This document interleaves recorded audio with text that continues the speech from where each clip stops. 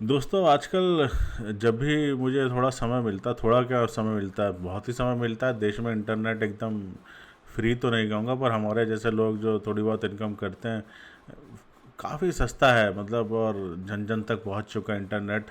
मोदी जी के राज में जितनी डिजिटल क्रांति इस देश में हुई है, खासकर इंटरनेट जो जन जन तक पहुँचा है, और हम लोगों का इंटरटेनमेंट का जितना साधन बढ़ गया है, मतलब आराम से 5 7 10 घंटे कहाँ जाते हैं पता ही नहीं चलता है। तो अपना भी ऐसा ही हाल है थोड़ा। तो जैसे ही मैं इंटरटेनमेंट के लिए कुछ भी रील वगैरह देखना शुरू करता हूँ रात को, या जब भी मुझे समय मिलता है, बाथरूम में बैठे बैठे, और है ना, खाना खाते हुए, और ऑफिस में काम करते हुए, या रात को शाम को चाय पीते हुए, घर में रात को नींद आने की कोशिश करते हुए, तो मुझे इस आदमी का चेहरा बार बार नज़र आता है। ये जो आपकी स्क्रीन पर दिख रहा है ना, ये आदमी, ये इसका भाई साहब, इस बंदे ने एक दो अति उतार रखी है आजकल। इंटरनेट पर जहाँ देखो इसी के चर्चे चल रहे हैं। इसका नाम है भैया सोनम वांगचुक, है नहीं।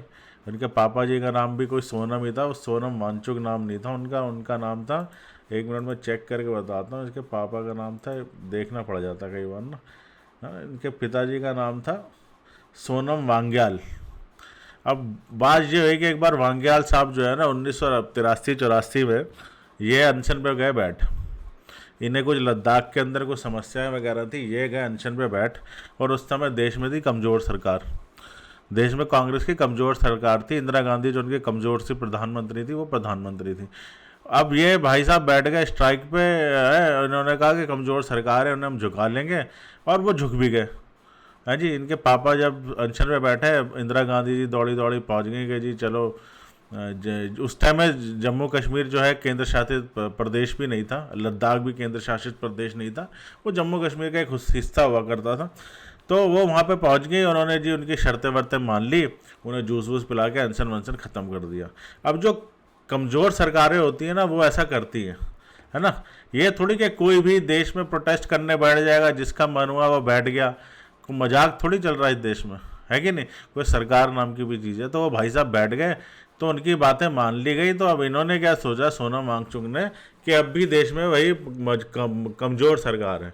वो ये भूल गए कि इस टाइम दुनिया की सबसे भ्रष्ट नहीं कहना चाह रहा मैं, सबसे बढ़िया और सबसे ज़बरदस्त सरकार जो है वो हिंदुस्तान में है। वो मोदी जी की सरकार है, भारतीय जनता पार्टी की सरकार है, जो पूरी मेजॉरिटी के साथ है। और मेजॉरिटी का मतलब और डेमोक्रेसी का मतलब यही होता है कि भैया जिसकी डेमोक्रेसी में मेजॉरिटी है, मेजॉरिटेरियन, ये फैसले होंगे, आपके हक में हो या आपके हक में ना हो, इसकी बात नहीं होती है। डेमोक्रेसी का मतलब है कि जो मेजॉरिटी फैसला करेगी, है कि नहीं। अब जैसे आप एक गाड़ी में जा रहे हैं, उसमें 4 लोग जा रहे हैं, और 5 लोग जा रहे हैं, आप और आपके पिताजी हैं। आपके पिताजी की तबीयत खराब हो गई, तो आपने बोला कि भैया जो गाने आप बजा रहे हैं उसको थोड़ा सा कम कर दो, मेरे फादर की तबीयत ठीक नहीं है। पर बाकी के 3 लोग ने कहा कि नहीं भाई, हम तो गाने सुनेंगे। तो अल्लाह जोर जोर से गाने सुनेंगे, चाहे आपका बाप मर जाए, क्योंकि डेमोक्रेसी है। डेमोक्रेसी का मतलब मेजॉरिटी। ये मेरा एग्जाम्पल नहीं है, ये एक सही एग्जाम्पल है। जो वो देशद्रोही एक यूट्यूबर है, ध्रुव राठी, वो ये सारी बातें करता रहता है। एक बार मैंने उसका गलती से वीडियो देख लिया था, भाई साहब मेरा दिमाग ही ख़राब हो गया। ठीक है, तो उसने ये एग्जांपल दिया था, तो वो एग्जांपल मैंने आपको उठा के दे दिया। तो मेरा तो मानना यही है कि उसका बाप मर गया, पर डेमोक्रेसी में मेजॉरिटेरियन की वजह से 3 लोगों ने गाना सुना, वह जायज़ था। तो यही काम अब सोनम वांगचुक जी कर रहे हैं।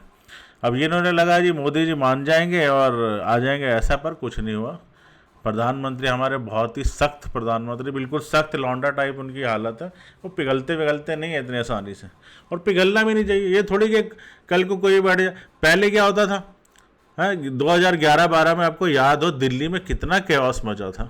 है ये आम आदमी पार्टी जहाँ से बन के आई है, और मनमोहन सिंह की सरकार, यूपीए वालों ने इनको इतनी आज़ादी दे दी थी कि भैया जाओ अनशन कर लो, जाओ जंतर मंतर बैठ जाओ, जाओ भैया लड़ लो। वो बेचारी एक लड़की जो निर्भया था, है ना, उसको देखो इन्होंने कितना इन लोगों ने बदनाम कराया, उसके लिए प्रोटेस्ट किए, जबकि पता ही नहीं चलना चाहिए था। अभी देखिए मोदी जी के राज में हाथरस में हत्याकांड हुआ था, लड़की को रातों रात जला दिया गया। किसी को पता लगा? किसी को पता ही लगा भाई साहब। और 2 4 पत्रकारों ने जिन्होंने कोशिश करी, उनको भी उठा के उन्होंने यूएपीए में जेल डाल दिया। आज तक बेचारे जेल में पड़े हैं। आप देश को थोड़ी बदनाम करोगे ये सारी हरकतें करके। विश्व में डंका बज रहा है हमारा, और आप साले हरकतें ऐसे कर रहे हो, है जी, कि जी दुनिया को पता लग जाए प्रोटेस्ट चल रहे हैं। देखिए मेन स्ट्रीम मीडिया बहुत ही बढ़िया कर रहा है कि कहीं भी प्रोटेस्ट के बारे में बताया ही नहीं जा रहा है। सबसे अच्छी बात यही हुई है। मैं तो मानता हूँ कि जो अमृत काल चल रहा है और स्वर्ण युग चल रहा है इस टाइम भारत में, यही चलना चाहिए। और ये सोनम वांगचुक जैसे लोग ये जो आगे मजा ही खराब करने में लगे रहते हैं, ऐसे लोगों का तो यही हाल होना चाहिए। बड़े भारी हीरो बन के बैठे थे कि जी 21 दिन हम अनशन करेंगे तो पता नहीं हम क्या कर लेंगे। वो कहने लगे जी 21 दिन तक यूँ किया क्योंकि महात्मा गांधी ने भी 21 दिन किया था। भाई महात्मा गांधी एक ब्रिटिशर्स के खिलाफ लड़ रहे थे, हैं। ब्रिटिशर्स जो थे इस देश पे राज करते थे। हमारे देश में अब अंग्रेज नहीं है, अब हमारा ही राज है। अब हमसे थोड़ी लड़ोगे तुम, हैं। ब्रिटेन के तो लोग भी थे, थोड़े बहुत पढ़े लिखे थे वहाँ पे, पढ़े लिखे इन द सेंस वो ऑक्सफोर्ड से पढ़े हुए थे, या जमुना पार यूनिवर्सिटी से पढ़े हुए लोग नहीं थे वहाँ के। वो कभी कभी अपनी सरकार का विरोध कर देते थे कि भाई वो देश में भारत में नंगा आदमी बैठा है धोती पहन के, गांधी, उसकी बात सुन लिया करो। पर भारत में ऐसा थोड़ी है। हमारे यहाँ तो जो पढ़ा लिखा एलिट है उनको, हम ये सारी चीज़ें नहीं सोचते हैं। हम खुद पढ़े लिखे हैं, मैं खुद ये सब बातें नहीं मानता हूँ। तो फिर वापस आते हैं सोनम वांगचुक पे। अब सोनम वांगचुक जी कह रहे हैं कि भैया 6 शेड्यूल आप लद्दाख में लागू करो। क्यों करो भाई? 6 शेड्यूल का मतलब है कि उससे मतलब वहाँ पे जो भी व्यवस्था है वो लद्दाख के लोग आपस में संभालेंगे। जब अभी बीजेपी गवर्नमेंट ने धारा 370 हटाई थी और लद्दाख को एक अलग प्रांत घोषित कर दिया था, यूनियन टेरिटरी, तब तो सोनम वांगचुक जी बड़े ज़्यादा खुश थे। अब मुझे लग रहा है इनके अंदर की इनके मन की बात है वो नहीं हो पा रही है। तो अब ये जो है ना, ये सरकार के खिलाफ अब चुनाव आने, तो ये अपना एजेंडा लेके बैठ गए। ये कांग्रेसियों से मिल गए, ये अपना एजेंडा चलाने लग गए, ठीक है कि नहीं। तो इनके इसी वजह से जो है इन्होंने इतना सारा ड्रामा रख रखा। अब ये चाहते हैं कि भाई हमारे पे 6 शेड्यूल लागू हो जाए और लद्दाख के लोग जो हैं अपने फैसले अपने आप ही लेने लगे। भाई ये कोई बात थोड़ी होती है। आप अपने आप फैसले कैसे लेने लगोगे? लद्दाख में ना कोई ढंग की यूनिवर्सिटी, ना कोई स्कूल, ना कॉलेज, ना वहाँ के लोगों को चाहता जाता है। जो थे बेचारे आम लद्दाखी, ये मेरा बिल्ला आ गया थोड़ा, ये भी मुझे दूसरी पार्टी का ही लगता। तो जो वहाँ आम लद्दाखी थे वो जाते थे सारे फौज में, हैं। अब हमने पहले तो भैया अग्निवीर प्रोग्राम जो हमने इतना बढ़िया चलाया है कि अग्निवीर के अंदर जो हम सैनिक लेते हैं 5 साल तक, अब वो आपस में मिलजुल ही ना पाए, है ना। क्योंकि हम नहीं चाहते कि सेना में भी ना कोई वो सब बने, मतलब गुटबाजी हो। इसलिए 5 साल तक रहेंगे लड़के और निकल जाएंगे। और लद्दाखी लड़के पहले वहाँ जाते थे, अब वो उसके लिए प्रोटेस्ट कर रहे हैं कि भैया आपने ये सब कर दिया तो हमारी तो नौकरियाँ चली गई, पेंशन आपने बंद कर दी हैं, ठीक है। दूसरा ये 6 शेड्यूल के भाई हमारा अथॉरिटी रहा वहाँ पे जो लोकल लेवल पर डिसीजन है वो हम ले। तुम क्यों लो भाई? क्यों लो तुम, हैं? जब अब हमें सरकार हमें इतनी बढ़िया सरकार है, हमें वो सब बता रही है कि हमें क्या खाना चाहिए, क्या पहनना चाहिए, क्या पीना चाहिए। तो आप कौन होते हो भाई वहाँ लद्दाख में डिसीजन लेने वाले, हैं? जब आपको बताया जा रहा है कि आप क्या पहनो, क्या खाओ, क्या बोलो, सबको तो सरकार दे रही है, फिर भी जो है आपको अपनी पड़ी हुई है। तो ये सारे प्रोटेस्ट अगर ऐसे देश में चलेंगे तो स्थिरता कैसे होगी, है ना। दूसरे देश फिर मजाक ही उड़ाएंगे हमारा कि जी भारत में कोई सख्त सरकार नहीं है, सख्त लोग नहीं है। दोस्तों थोड़ा मुझे सही करना पड़ रहा है क्योंकि ये जो मेरा बिल्ला है ना, ये भी मुझे लद्दाखी लगता है। ये बहुत ही ख़तरनाक है, ये शक्ल से लद्दाखी लगता है मुझे। तो मैं बात कर रहा था कि हाँ, ये घूर रहा है बिल्ला मुझे। तो मैं ये कह रहा था कि भाई 6 शेड्यूल वगैरह कह रहे हैं जी मोदी जी ने प्रॉमिस किया था। अरे प्रॉमिस का क्या मतलब होता है? कुछ जुमले भी होते हैं सरकार के चुनाव जीतने के। प्रॉमिस तो 15 लाख भी किया था, दे देंगे सबको 15 लाख, हैं? आपको एक एमएलए दे तो रखा, आप कह रहे हैं 2 दे दो। भैया 2 क्या कर लेंगे, हैं? बस जो एक ने करना वो भी 2 भी नहीं भी करा था। अभी देश में 500 एमएलए होते हैं, 534 होते हैं, ठीक है। एमपी 534 होते हैं, 2 एमपी की मांग कर रहे हैं, एक ही ने दे रखा है। अब जो 534 होते हैं उसमें से 350 तो बीजेपी के हैं। वही क्या कर रहे हैं? कुछ नहीं करते तो सब मोदी जी हैं। तो आपको क्या लेना है 2 एमपी लेके? भाई 1 एमपी दिया काफ़ी है। वो भी भाई एमपी को भी देखना चाहिए, उनकी जो बीवी है। मैंने एक दिन भैया एमपी का एक इंटरव्यू आ रहा था, वो राहुल कंवर नाम का पतला सा एक पत्रकार है, मोदी जी का बहुत खास है वो भैया उसके घर चले गया जो एमपी है, उनकी बीवी से उन्होंने भैया कन्हैया वन्हैया के बारे में पूछ लिया। उसकी बीवी तो पलट गई, वो तो कह रही है कन्हैया बढ़िया आदमी है, ये बीजेपी वाले झूठ बोल रहे हैं। बताइए, अपने बीजेपी के एमपी अपने पति के सामने वो बुराई कर रही है। ये बीजेपी वालों को कम से कम ये तो चाहिए कि शादियां तो अपने एमपीओ की ढंग की औरतों से कराएं। ये सब क्या ड्रामा चल रहा है, घर में ही उनके वो नहीं है। अभी सीतारामन जी, ये जो हमारी वित्त मंत्री है, उनके पतिदेव ने खड़े हुए कह दिया कि जी इलेक्ट्रॉन बॉन्ड घोटाला जो है वो हिंदुस्तान का सबसे बड़ा घोटाला बताइए। ये कोई बात है? वो देश की वित्त मंत्री, वो प्रधानमंत्री को डिफेंड करे जा रही है, देश को डिफेंड कर रही है, और इनके जैसे लोग खड़े होकर इनके घर के लोग ऐसी बातें कर देते हैं। ये घर का भेदी लंका ढाए, कमाल ही हो गया भाई। अब देखिए 6 शेड्यूल, अब हमें वहाँ पर मिले भैया मिनरल्स, जम्मू कश्मीर में मिनरल्स मिले। मिनरल्स होते हैं ना, पदार्थ होते हैं, है ना, वो कहते हैं उसको, एक कहते हैं कोई वाइट कुछ करके, मेरे को याद नहीं आ रहा, वो लेड वेड मिला जिससे बैटरीज बनती हैं कार की, है ना, लिथियम। अब वो सारा उसी एरिया में मिला है। अब अगर ये दे दिया जाए इनके पास लद्दाखियों को, तो लद्दाखी तो कहेंगे भैया पर्यावरण के हिसाब से यहाँ पे आप कोई खुदाई ना कीजिए। वो तो कह रहे हैं कि हमारे यहाँ का पानी सूख रहा है, नदी नाले सूख गए हैं। आप अब हम वहाँ जाएंगे, अगर हमें वहाँ पे लिथियम वगैरह एक्सट्रैक्ट करना है तो हमें भैया अदानी जी को, अंबानी जी को, बड़ी बड़ी कंपनियों को हमें ठेके देने पड़ेंगे। तो वो जाएंगे, इंडस्ट्रीज लगेंगी वहाँ पे, थोड़ा ग्लेशियर पिघलेगा, थोड़ा बाढ़ बूढ़ आने के चांसेस हैं, तो इससे क्या हो गया, पर देश को पैसा तो मिलेगा।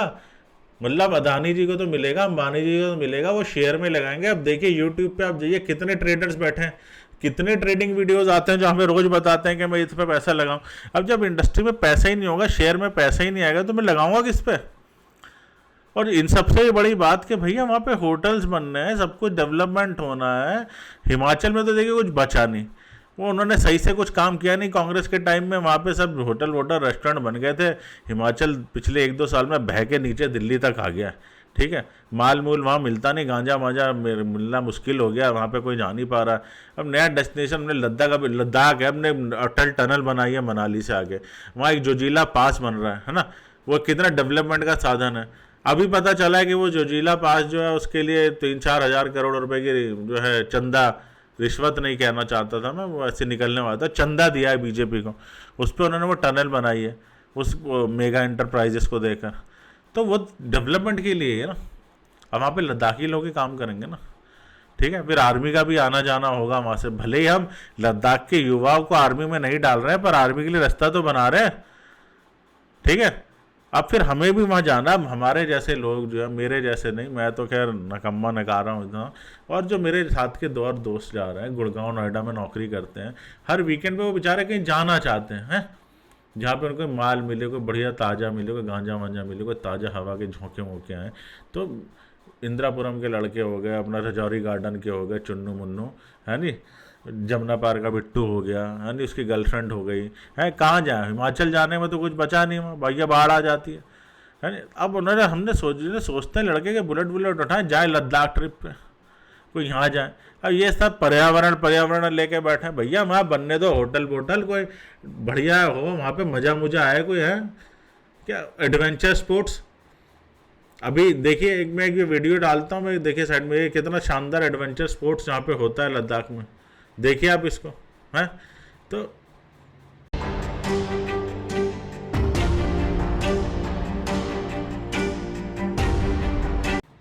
अब बताइए ये सब होता है तो ये सब कब कब डेवलप्ड होगा? अगर ऐसे सोनम वांगचुक जैसे लोग बैठ गए, है ना, तो भैया ऐसे नहीं चलता देश, ठीक है। और अच्छा किया मीडिया ने इन सबको हटा रखा। ये देखिए अभी मैं आपको लगाता हूँ, ये रोज़ बैठ के ना 21 दिन तक इनने भाई बंदे ने डेली जो है ना बोरी कर दिया ये कर करके, और कोई कुत्ता मुँह मानने नहीं गया वहाँ पे। एक वो बेवकूफ़ आदमी है, वो क्या नाम है उसका, वो साउथ का एक्टर है जो विलन के रोल करता है, प्रकाश राज, वो पहुँचा हुआ था। वो तो वही पहुँचता है जहाँ मोदी जी के खिलाफ कुछ बोलना। खैर भैया दोस्तों, मैं तो ये वीडियो में इसकी रील देख देख के दुखी हो गया था, इसलिए मैंने बोला कि एक थोड़ा सा वीडियो बना के मैं डालूं ताकि आप लोगों को भी पता चले, हैं। और ऐसे लोगों का जो है ना, इनके बारे में पता होना चाहिए कि ये लोग देश में कैसे ना गड़बड़ फैलाने में लगे हुए हैं। भाई हमारे पास और भी कोई काम है भैया, हमें और भी परेशानी है, हमें बॉस के टारगेट पूरे करने होते हैं कि हम क्लाइमेट चेंज के पीछे पड़े रहे। हमें क्या, हमने रहना 30-40 साल है दुनिया में, हमारे बाद जलता रहे सूरज, आती रहे बाढ़, हैं, क्या फ़र्क पड़ता है। अब मैं मनाली भी डूब के नीचे आ गया, अब हरिद्वार ऋषिकेश देखिए, वो योगा वोगा का सेंटर हुआ करता था। अभी हमने कौन सीख रहा है योगा इस देश में, पहले सालों में गोगा वोगा गायब हो गया था। वहाँ जाइए आप ऋषिकेश में, मैं तो पढ़ा हूँ भाई साहब वहाँ से, मैं तो 4 साल पढ़ाई करी है हरिद्वार में इंजीनियरिंग गुरुकुल के अंदर, ठीक है। अब वहाँ पे से जाइए, बिल्कुल गढ़ है वहाँ पे, आपको आराम से गांजा मांजा जो चाहिए सब बढ़िया मिलता है। बाबा जी की बूटी लगा के पड़े रहो ऋषिकेश में। ऋषिकेश तो अड्डा हो चुका, कोई वहाँ योगा सीखने यहाँ से नहीं जा रहा। सारे दिल्ली गुड़गांव के हमारे साथ के गर्लफ्रेंड बॉयफ्रेंड आराम से मज़े करने जाते हैं, वो रूम्स लेके वहाँ पे मज़े से सब कुछ चल रहा है। वैसे ही अब एक नए डेस्टिनेशन भी चाहिए ना, हिमाचल था वो तो नीचे आ गया बह बू के, हर साल मनाली बह जाता है हर दूसरे साल, हाँ जी। ऐसे उत्तराखंड बह गया था, बादल बूदल आ गए थे। तो अभी लद्दाख अभी अपने नया डेवलपमेंट होना वहाँ पे, अब नया नया कुछ चाहिए यूथ के लिए भी तो सोचें भैया। जो टैक्स दे रहे हैं, जो ट्रेडिंग कर रहे हैं, जो शेयर मार्केट जो जो डेटा कंज्यूम कर रहे हैं आपका, हमें मनोरंजन नहीं चाहिए क्या? या अब सोनम वांगचुक के पीछे बैठे रहें? दोस्तों आप बताइए, मुझे कमेंट में बताइए कि मैंने जो कहा है वो सही कहा है कि नहीं कहा है, बताइएगा आप कमेंट में। तब तक मैं ये देखता हूँ, मेरा बिल्ला ये लद्दाखी बिल्ला लग रहा है मुझे, देखो ये मेरी बातें सुन सुन के ना, ये बैठ के जो है ना ये घूर रहा है मुझे। मैं इसको थोड़ा ठीक करके आता हूँ अभी। तब तक आप जो है कमेंट कीजिए, लाइक कीजिए, आपको वीडियो अच्छा लगा तो, और कमेंट भी कीजिए, बताइए मुझे सोनम वांगचुक के बारे में जरूर बताइए। मिलते हैं आपसे जल्दी।